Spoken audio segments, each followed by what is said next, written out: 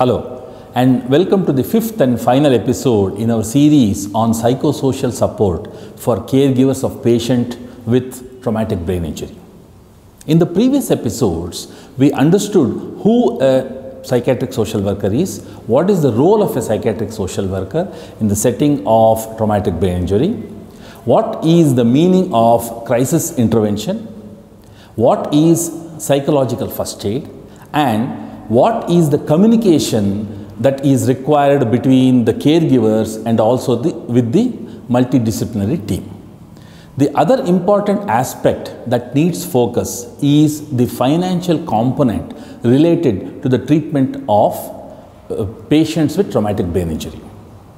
In this episode, we will focus on various welfare benefits that are available for patients with traumatic brain injury and also how to access these benefits. Come, let us meet our expert.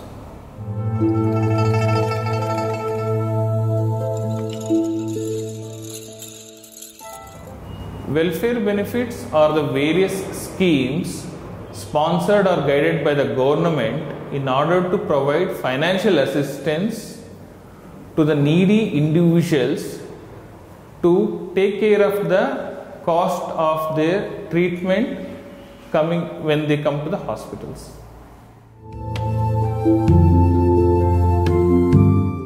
Since NIMHANS is a government sponsored institute, as such all the rates in the hospital are highly subsidized. So any patients coming to NIMHANS and seeking treatment by default are provided highly subsidized rates.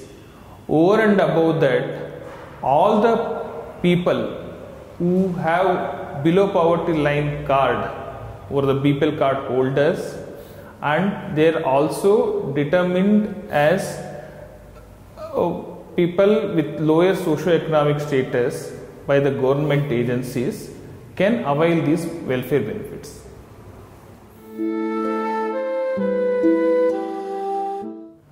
Generally, patients with traumatic brain injury land up in the accident and emergency services.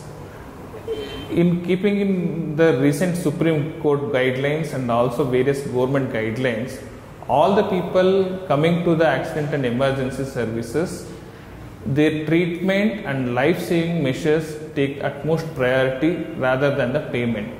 In that sense, all the patients attending to the emergency services will receive the best possible treatment. Over and above that, these patients and also patients with traumatic brain injury coming to the outpatient department, they can also avail various welfare benefits like below poverty line schemes, Ayushman Bharat Arogya Karnataka schemes, which are very much given to the patients coming to our institute.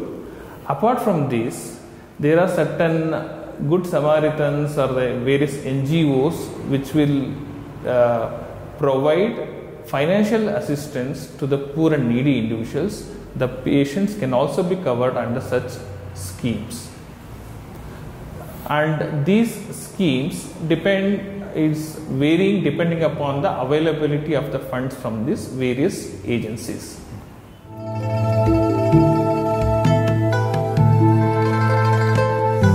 All these welfare benefits provide the comprehensive treatment to the individuals. That is, all the emergency and the inpatient treatment aspects of the individual having the traumatic brain injury will be covered in the various welfare benefits. That is, it includes the emergency department treatment, investigations, surgeries if anything are done, or some of the implants that are to be provided for the traumatic brain injury patients undergoing surgeries, and other treatment aspects are covered under the welfare benefits. In fact, Ayushman Bharat Arogya Karnataka BPL is supposed to be 100% cashless service. The patients are provided cashless treatment from the beginning to the end, and in fact when they are getting discharged and going back to their place of residence, their transport expenses also have to be borne under this Ayushman Bharat Arogya Karnataka scheme.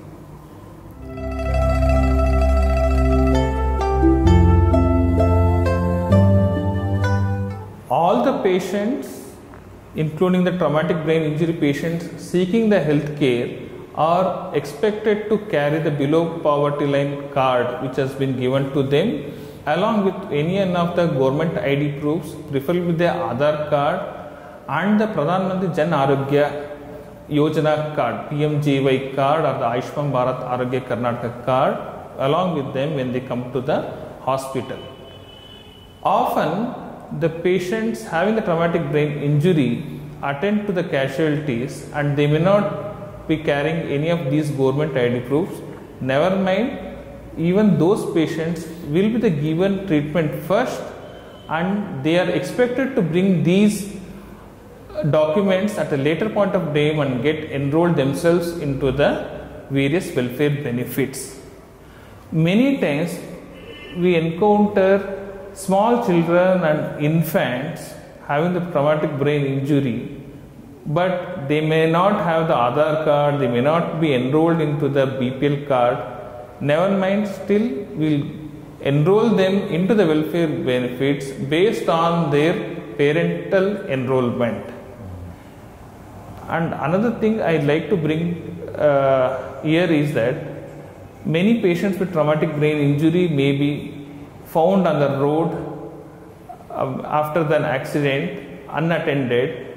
If any good Samaritans, general publics, or the various government agencies or NGOs can bring such patients to the Ayushman casualty or the emergency services department, and the good Samaritans who bring such patients will not be demanded to pay for any of the treatment aspects. So they do not have to be worried about the financial burden they may encounter by bringing such patients to the treatment. And those who have these BPL card and the Ayushman Bharat Arogya Karnataka can inform the nursing officers attending to them, the social workers found in the hospitals, or the treating doctors, and avail the welfare benefits. They can also come to the dedicated cash counter when placed in the hospital, or they can come to the RMO office in the hospital and enroll themselves into these welfare benefits.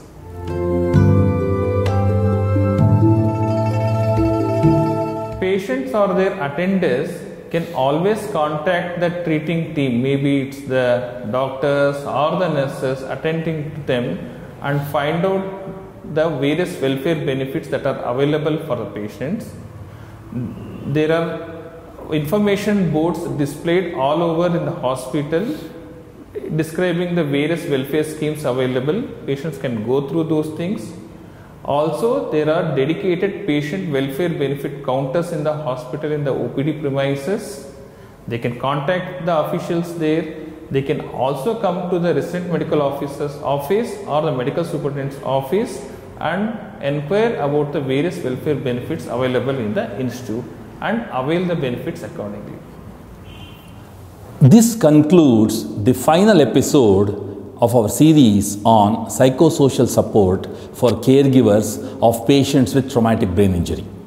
In this entire series, we focused on the role of a psychiatric social worker in an emergency or trauma care setting and the role of these workers in crisis intervention, psychological first aid, and also as a liaison between the caregivers and also the multidisciplinary team.